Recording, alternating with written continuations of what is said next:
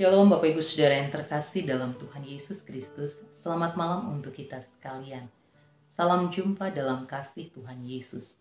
Malam hari ini kita kembali akan merenungkan firman Tuhan dari kitab Keluaran pasal 2 ayat 15 hingga 22. Kitab Keluaran pasal 2 ayat 15b hingga ayat ke-22. Dan ada dua ayat yang menjadi penekanan untuk kita renungkan bersama pada malam ini, yaitu ayat ke-17 dan ayatnya yang ke-20. Demikian saya akan bacakan. Maka datanglah gembala-gembala yang mengusir mereka, lalu Musa bangkit menolong mereka dan memberi minum kambing domba mereka. Ia berkata kepada anak-anaknya, "Di manakah ia? Mengapakah kamu tinggalkan orang itu? Panggillah dia makan." Bapak Ibu Saudara yang terkasih, tema untuk kita renungkan pada malam ini, tetaplah berbuat baik. Ada sebuah kalimat bijak yang bisa kita renungkan dalam suatu keterkaitan dengan pengalaman keseharian hidup yang telah kita alami. Demikian saya akan sampaikan. Ketika kita menolong orang lain, sebenarnya kita sedang menolong diri kita sendiri. Percayalah, Tuhan akan membalas kebaikanmu dengan yang lebih indah. Bagi kita yang pernah mengalami situasi demikian, kita pasti akan mengangguk-anggukkan kepala sambil tersenyum, bersetuju, mengingat pengalaman atau peristiwa yang demikian pernah kita alami. Tetapi bagi mereka yang punya pengalaman yang tidak sesuai dengan apa yang tadi saya kemukakan, pasti akan menggeleng-gelengkan kepala sebagai tanda tidak setuju, sebab kenyataan yang dialami adalah seperti sebuah ungkapan, air susu dibalas dengan air tuba. Hal yang baik dibalas dengan sebuah hal yang tidak baik. Ini pasti akan sangat mengecewakan, membuat jera untuk tidak lagi akan mau melakukan hal yang baik kepada orang-orang lain, baik kepada mereka yang membutuhkan ataupun tidak. Bapak Ibu Saudara yang terkasih, tetapi pengalaman kehidupan kita sebagai anak-anak Tuhan tentu mengajarkan bagaimanapun keadaan kita, ketika kita telah berupaya berbuat sesuatu hal yang baik, meskipun dampak itu secara positif atau negatif mungkin yang kita terima, tetapi kita belajar untuk terus mengalami keserupaan dengan Allah. Oleh karenanya mari kita belajar dari kehidupan Musa pasca ia melarikan diri dari rumahnya setelah ia membunuh seorang Mesir. Bapak Ibu Saudara yang terkasih, dalam motivasi Musa adalah untuk membela saudara sebangsanya. Tetapi tentu tindakannya itu bukan suatu tindakan yang dibenarkan. Dalam pelarian Musa sampai ke tanah Midian, Musa diperhadapkan dengan situasi memilih untuk bertindak memberikan pertolongan ataukah tidak.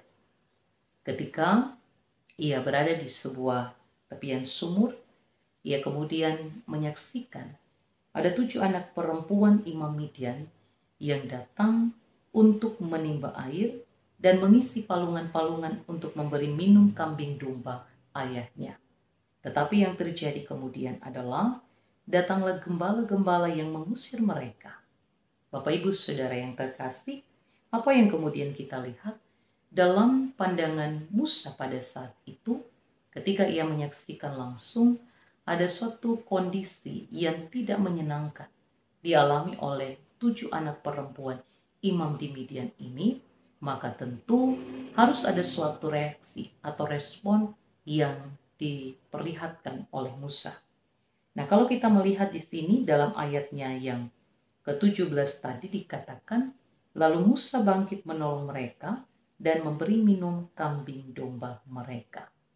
Bapak Ibu Saudara yang terkasih dalam Tuhan, tindakan Musa ini bukanlah terdorong untuk mencari simpati atau belas kasihan dari orang lain di sekitarnya ketika ia dalam suatu situasi pelarian yang sangat mungkin kita bisa bayangkan ia mengalami kondisi kesusahan.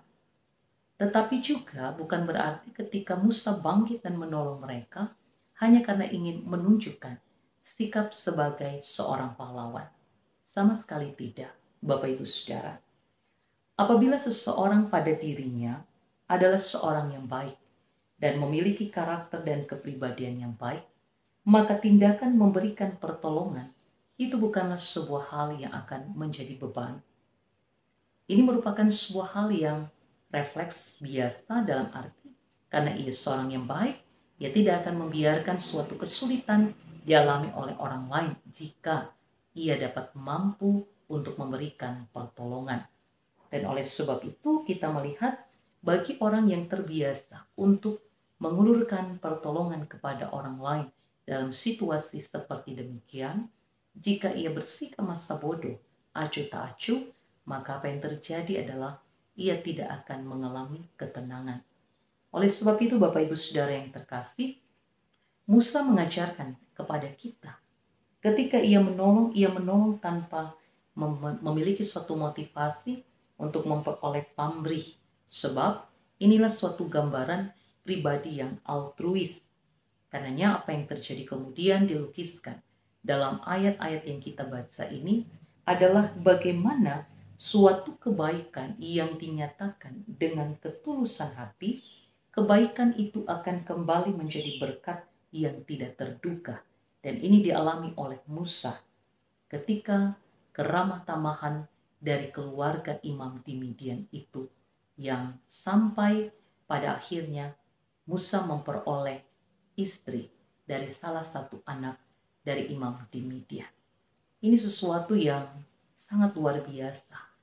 Kalau Musa hadir dengan sebuah sikap yang memiliki motivasi yang keliru, mungkin saja tidak ada sesuatu hal yang baik yang ia betul-betul akan peroleh.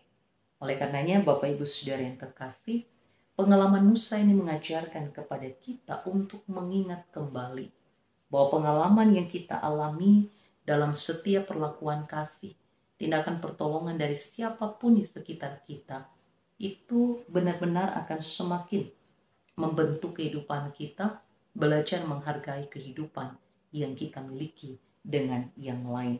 Dan bukankah ini juga yang telah kita peroleh dari Allah, bahwa bagaimana kehidupan kita dikasihi, kita dipelihara, kita diberkati setiap hari.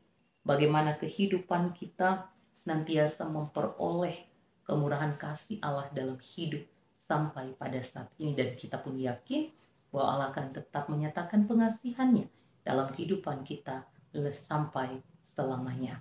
Oleh karena itu Bapak Ibu Saudara yang terkasih, mari kita belajar.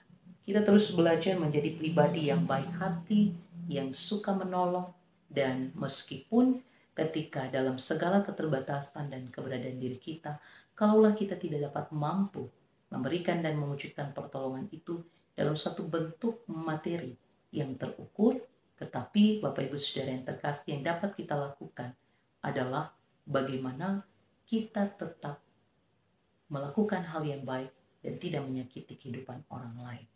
Tuhan Yesus memberkati kita. Amin. Mari kita berdoa. Allah Bapa di sorga, terima kasih ya Tuhan, apa yang boleh dinyatakan adalah segala sesuatu sesuai dan seturut dengan kehendak-Mu. Mampukan kami dimanapun berada menjadi penolong-penolong bagi kehidupan yang lain, sesuai dengan hikmat, karunia, kasih yang Tuhan nyatakan dalam hidup kami. Diberkatilah kehidupan segenap kami dengan setiap hal yang kami hadapi, kami gumuli, kami perjuangkan. Kami berserah dan mempercayakan hidup hanya kepada Allah di dalam Yesus Tuhan. Amin.